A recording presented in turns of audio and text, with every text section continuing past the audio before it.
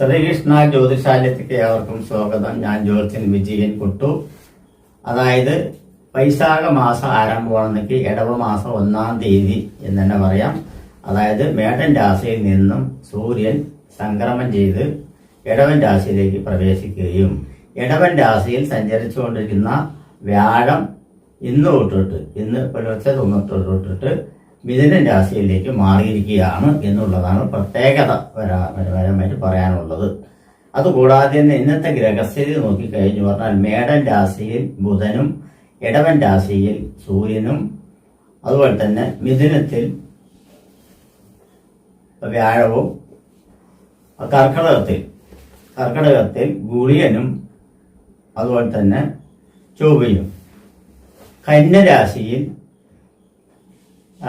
കേതു അതുപോലെ തന്നെ കന്യരാശിയിൽ കേതു അതുപോലെ തന്നെ മീനൻ രാശിയിൽ ശനി രാഹു ശുക്രൻ. ഇതാണ് ഈ ഗ്രഹസ്ഥിതി. ഈ ഗ്രഹസ്ഥിതിയിൽ ഇപ്പോൾ പറയുന്നത് വെച്ച് പറഞ്ഞാൽ നമ്മുടെ ഇടവ മാസം എന്ന് വെച്ച് പറഞ്ഞാൽ ഏകദേശം ഇടവപ്പാതി തൊട്ടിട്ടാണ് മഴക്കാലം തുടങ്ങുന്നത്.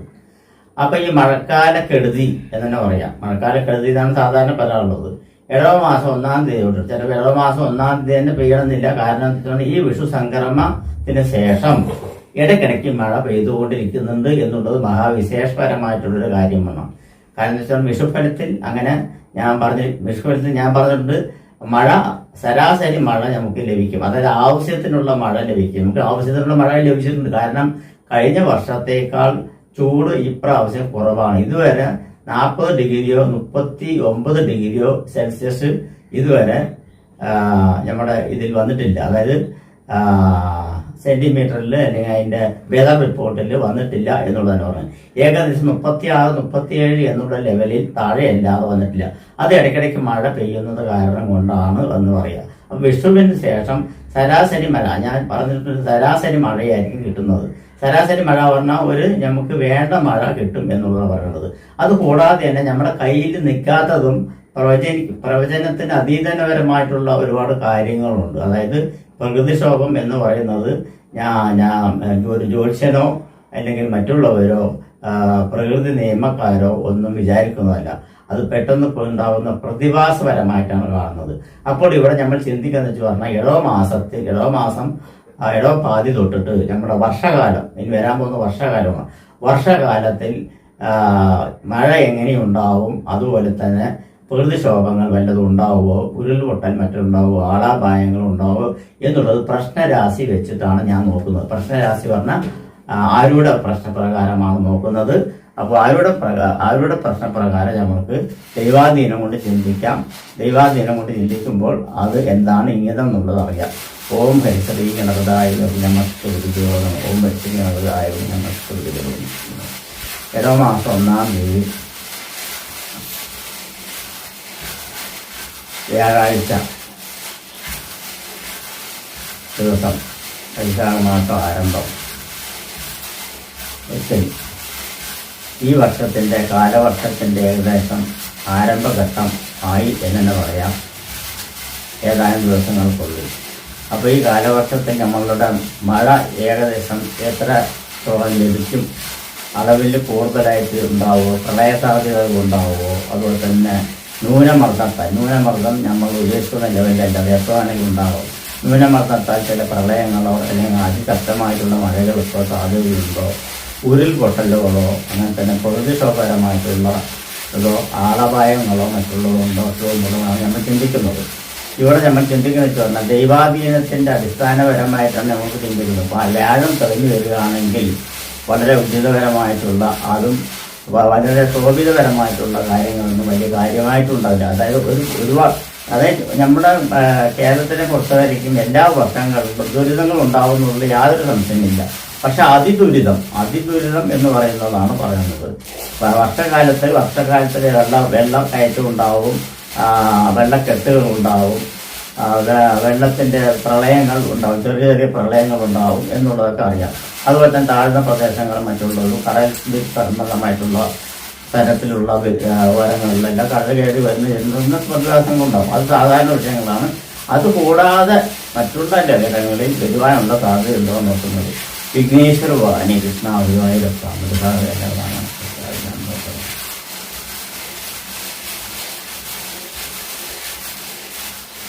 വിഘ്നേശ്വര ഭവാനി കൃഷ്ണ ഗുരുവായൂരപ്പ മൃഗാവേലപ്പ നാരായണ നാരായണ നാരായണ.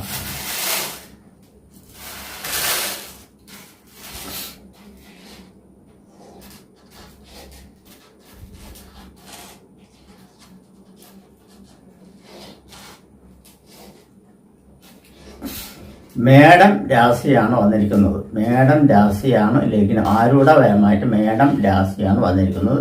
മേടം രാശി എന്ന് പറയുമ്പോൾ തന്നെ മേടം രാശിയിൽ നിൽക്കുന്നത് ബുധനാണ്. ബുധൻ 3-ാം ഭാവാധിപനും 6-ാം ഭാവാധിപനുമാണ് ബുധൻ. അതുപോലെ തന്നെ മേടം രാശിയുടെ 3-ാം ഭാവത്തിലാണ് വ്യാഴം നിൽക്കുന്നത്. വ്യാഴം പരിഭവസ്ഥാനപരമായിട്ടുള്ളതും മറഞ്ഞ സ്ഥാനമാണ്. അതായത് ബുധൻ തെളിഞ്ഞിട്ടില്ല, ഇത്തിരി മോശമായിട്ടുള്ള സ്ഥലത്താണ് നിൽക്കുന്നത് എന്നുള്ള പറയുന്നത്. അത് കാരണം ചില ബുദ്ധിമുട്ടുകളും മറ്റുള്ള കാര്യങ്ങളും വരുവാനുള്ള സാധ്യത വളരെ വിചിത്രപരമായിട്ട് ഇവിടെ കാണുന്നുണ്ട് എന്നുള്ളതാണ് പറയുന്നത്. അതായത് ലഗ്നാധിപൻ തന്നെ 4-അഷ്ടമസ്ഥാനം ഏറ്റെടുത്തു. അഷ്ടം പറഞ്ഞ 8-ാം ഭാവമാണ്. സർവപ്രണാസവും വിപദോപവാദോ കേതു പ്രദേശവും മരണസദാസം അടാദിയും ഗതാച്ച വിഘ്ന നാശകാരനായിട്ടുള്ള 8-ാം സ്ഥാനം ഏറ്റെടുത്തുകൊണ്ടാണ് മേടൻ രാശിയുടെ അധിപനായിട്ടുള്ള ചൊവ്വ 4-ാം ഭാവത്തിൽ ഗുളികനോടൊപ്പം കർക്കടക രാശി ഏതാണ്? ജലരാശിയാണ്. അപ്പൊ കർക്കടക രാശി ജലരാശിയിലാണ് നിൽക്കുന്നത്. അപ്പൊ ജലം ഉണ്ടാവും, ജലപ്രളയം ഉണ്ടാവാനുള്ള സാധ്യത തള്ളിക്കളയാൻ പാടില്ല. ജലപ്രളയം ഉണ്ടാവും എന്നുള്ളത് തന്നെ പറയാം. അഷ്ടമസ്ഥാനം കൊണ്ട് നോക്കുമ്പോൾ നാശനഷ്ടങ്ങൾക്ക് വഴിയുണ്ടാവും. കാരണം എന്ന് പറഞ്ഞാൽ അഷ്ടമസ്ഥാനത്തിൽ നിന്നും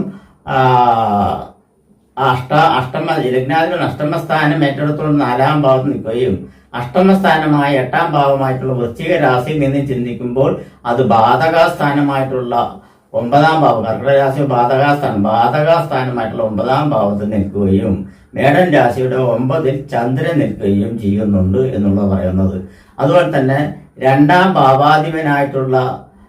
ഭാവത്തിൽ 5-ാം ഭാവാധിപനായിട്ടുള്ള സൂര്യനും നിവൃത്തിസ്ഥാനാധിപനായ 7-ാം ഭാവാധിപനായിട്ടുള്ള കാര്യങ്ങളെല്ലാം സംഹരിക്കുകയും കാര്യങ്ങൾ വേണ്ട പോലെ നിയന്ത്രിക്കുകയും ചെയ്യുന്ന നിവൃത്തിസ്ഥാനാധിപനായിട്ടുള്ള ശുക്രൻ 12-ാം ഭാവത്തിൽ മറഞ്ഞുപോയി എന്നുള്ളതാണ് പറയുന്നത്. മറഞ്ഞുപോയി എന്ന് വെച്ച് പറഞ്ഞാൽ ഇതിനോടനുബന്ധിച്ച് പ്രവർത്തിക്കുന്ന സർക്കാരിനോ മറ്റുള്ളതിനോ ചിലപ്പോൾ നിയന്ത്രിക്കാൻ പറ്റാത്ത വിധം പോവും എന്നാണ് പറയുന്നത്. രാശി പ്രമാണം വെച്ചാണ് പറയുന്നത്. എല്ലാം ഈശ്വരാധീനം എന്ന് തന്നെ പറയാൻ പറ്റുള്ളൂ. അവനവന്റെ ബുദ്ധി കൂടി ഇതൊരു ഉപയോഗിച്ച് പ്രശ്നരാശിയിൽ ഇട്ടിരിക്കുന്ന മേടൻ രാശി പ്രകാരമാണ് പറയുന്നത്. മേടൻ രാശിയുടെ അധിപൻ ചൊവ്വയാണ്. ചൊവ്വ 4-ാം ഭാവത്തിൽ നിൽക്കുന്നത്. അതുപോലെ തന്നെ ചന്ദ്രകേന്ദ്രത്തിൽ നിൽക്കുന്നത് വ്യാഴമാണ്. അപ്പൊ നീചഭംഗ രാജയോഗം ഉണ്ട് എന്നുണ്ടെങ്കിലും നീചഭംഗ രാജയോഗം ചൊവ്വയ്ക്കുണ്ട്. ചൊവ്വയ്ക്ക് നീചഭംഗം. കാരണം ചൊവ്വയുടെ ക്ഷേത്രമായിട്ടുള്ള കർക്കിടക രാശി ഉച്ചരാശിയാണ്. വ്യാഴത്തിന്റെ ഉച്ചരാശി നിൽക്കുന്ന കാരണം കൊണ്ട് ചന്ദ്രകേന്ദ്രത്തിൽ നിൽക്കുന്നത് വ്യാഴമാണ്. വ്യാഴം നിൽക്കുന്നത് കാരണം കൊണ്ട് തന്നെ നീചഭംഗ രാജയോഗത്തിന് സാധ്യതയുണ്ട് എന്ന് തന്നെ പറയാം. അതുകൂടാതെ തന്നെ 12-ാം ഭാവത്തിൽ രാഹു നിൽക്കുന്നുണ്ട്. അപ്പോൾ രാഹു വിഷകാരകനാണ്. വിഷസംബന്ധമായിട്ടുള്ളതും വൈറസ് സംബന്ധമായിട്ടുള്ള രോഗങ്ങൾ പടർന്നു പിടിക്കുവാനുള്ള സാധ്യത. കാരണം ഇവിടെ 6-ാം ഭാവാധിപനാണ് ലഗ്നത്തിൽ നിൽക്കുന്നത് ബുധൻ. അത് 3-ാം ഭാവാധിപനും സഹായസ്ഥാനാധിപനും 6-ാം ഭാവാധിപനുമായിട്ടുള്ള രോഗസ്ഥാനാധിപനാണ്. രോഗകാരകനായിട്ടുള്ള ശനിയാവട്ടെ 12-ാം ഭാവത്തിൽ മറഞ്ഞു പോവുകയും ചെയ്തു. അതും ദോഷമാണ്. അതുപോലെ തന്നെയാണ് ബാധകാധിപൻ ആരാണ് ചോദിച്ചു പറഞ്ഞാൽ ശനിയാണ്. ശനി 6-ാം കർമ്മസ്ഥാനം, തൊഴിൽ സ്ഥാനം അല്ലെങ്കിൽ കർമ്മസ്ഥാനം ചെയ്യുന്ന പ്രവൃത്തികളുടെ സ്ഥാനാധിപനായിട്ടുള്ള ചൊവ്വ ബാധകാസ്ഥാനം ഏറ്റെടുത്തുകൊണ്ട് 12-ാം ഭാവത്തിൽ രാഹുവിനോടൊപ്പവും ശുക്രനോടൊപ്പം നിൽക്കുന്നത് കാരണം കൊണ്ട് നിയന്ത്രാതീതപരമായിട്ടുള്ള കാരണങ്ങൾ ഉണ്ടാവും എന്ന് പറയുന്നത്. ഇതിന് പരിഹാരമായിട്ട് പ്രധാനപ്പെട്ട ക്ഷേത്രങ്ങളിൽ വഴിപാടുകൾ വല്ലതും നടത്തുകയല്ല, ഹോമാദി കർമ്മങ്ങൾ, മഹാസുദർശന ഹോമം, ആയുഷ് ഹോമം, അതുപോലെ തന്നെ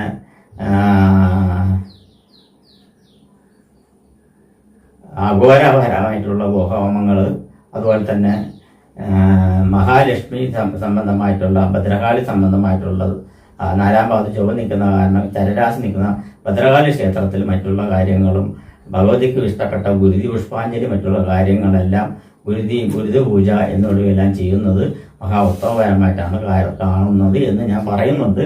അതൊക്കെ മറ്റുള്ളവരുടെ കയ്യിലാണ് നിൽക്കുന്നത്, ഞാൻ പറയേണ്ടത് പറഞ്ഞു എന്ന് മാത്രമേ ഉള്ളൂ. അങ്ങനെയുള്ള കാരണങ്ങളെല്ലാം വരുവാണ്. പിന്നെ ജനങ്ങളാണ്. ജനം എന്ന് വെച്ച് പറഞ്ഞാൽ 4-ാം ഭാവമാണ് ജനത്തിനെ സംബന്ധിച്ചോളം.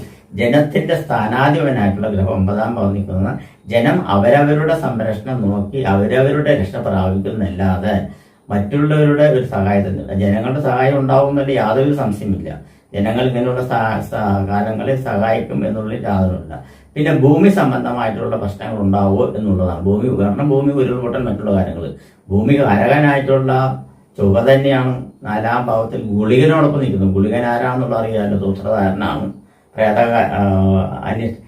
അഖില സംഹാര അപമൃത്യുകാരക മാനി എന്നാ പറയുന്നത്. അഖില സംഹാര താണ്ഡവമാറുന്നതും അഖില പറഞ്ഞ എല്ലാം ഉൾപ്പെട്ടിട്ടുള്ളതും അഖില സംഹാര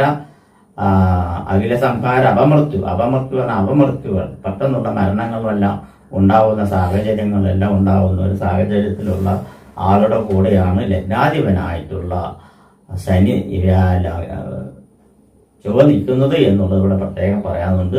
അത് കാരണം കൊണ്ട് തന്നെ നമ്മുടെ വളരെ ശ്രദ്ധാപരമായിട്ടുള്ള കാര്യങ്ങളും മഹാക്ഷേത്രങ്ങളിൽ മൃത്യുഹോമം, മഹാസുദർശന ഹോമം, അതുപോലെ തന്നെ പ്രധാനപ്പെട്ട ഹോമങ്ങൾ ഏതൊക്കെയാണോ അത് അതാത് മേൽശാന്തികാരോട് കാര്യങ്ങൾ അന്വേഷിച്ചിട്ട് ചെയ്യുന്ന പക്ഷം ദോഷങ്ങൾ ഒതുങ്ങി വരുവാനുള്ള സാധ്യത ഉണ്ടാകും എന്നുള്ളത് നോക്കണം.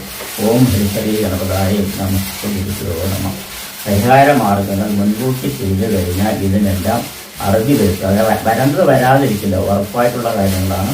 വരാതിരിക്കില്ല എന്നുള്ള കാര്യം ഉറപ്പായിട്ടുള്ള കാര്യം, വരാതിരിക്കില്ല എങ്കിൽ അതിൻ്റെ ശക്തി പറയാനുള്ള സാധ്യത ഉണ്ടോ എന്നുള്ളതാണ് അറിയേണ്ടത്. അതിനുണ്ടെങ്കിൽ അതെല്ലാം ദേവസംബന്ധമായിട്ടുള്ള കാര്യങ്ങളും ദേവതമന്ത്രി മറ്റുള്ള കാര്യങ്ങളെല്ലാം ചിന്തിച്ചു കഴിഞ്ഞാൽ ഉണ്ടാകാനുള്ള സാധ്യതയുണ്ട് എന്ന് തന്നെ പറയാം.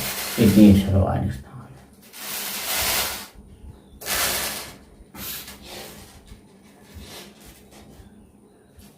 മിഥുനൻ രാശിയാണ് വന്നിരിക്കുന്നത്. വളരെ ഉചിതപരമായിട്ടുള്ള ഒരു ഇതാണ് കാണുന്നത്. മിഥുനൻ രാശിക്ക് 7-ാം ഭാവത്തിൽ നിൽക്കുന്നത് ചന്ദ്രനും അതുപോലെ തന്നെ നോർത്ത് സ്ഥാനാധിപനായിട്ടുള്ള ഗ്രഹം വ്യാഴം തന്നെയാണ്. കർമ്മസ്ഥാനാധിപൻ വ്യാഴം തന്നെയാണ്. കർമ്മസ്ഥാനത്തിന്റെ അധിപനായിട്ടുള്ള വ്യാഴം ജന്മത്തിൽ, അതായത് മിഥുനൻ രാശി സഞ്ചരിച്ചുകൊണ്ടിരിക്കുന്ന കാരണം വളരെ പ്രധാനപരമായിട്ടുള്ള ഒരു സംഭവം തന്നെയാണ് ഇവിടെ കാണുന്നത്. ഇങ്ങനെയുള്ള വഴിപാടുകളെല്ലാം നമ്മൾ ഇതിനേക്കാൾ ഒരു 10 മടങ്ങ് മുമ്പ്, അതായത് ഒരു പ്രളയമോ ഒരു പ്രളയമോ അല്ലെങ്കിൽ ന്യൂനമർദ്ദമോ ഉണ്ടാകുന്ന സമയത്ത് അതിന്റെ വിദഗ്ധന്മാര് അത് മുൻകൂട്ടി 2-3 ദിവസം മുൻകൂട്ടി ഇന്നമാതിരി ന്യൂനമർദ്ദത്തിന് സാധ്യതയുണ്ട് എന്ന് പറയുമ്പോൾ അതിന്റെ ജാഗ്രതാ രൂപങ്ങൾ എങ്ങനെ എടുക്കുന്നുവോ അതുപോലെ എടുക്കുന്ന ഒരു കാര്യങ്ങളാണ് ഞാൻ പറഞ്ഞിരിക്കുന്നത്. നമ്മുടെ വാക്കുകളിലും പ്രവർത്തികളിലും ബുദ്ധിപരമായിട്ടുള്ള നീക്കങ്ങളിലും എന്തെങ്കിലും തെറ്റുപറ്റുണ്ടെങ്കിൽ നമ്മൾ ക്ഷമിക്കണം.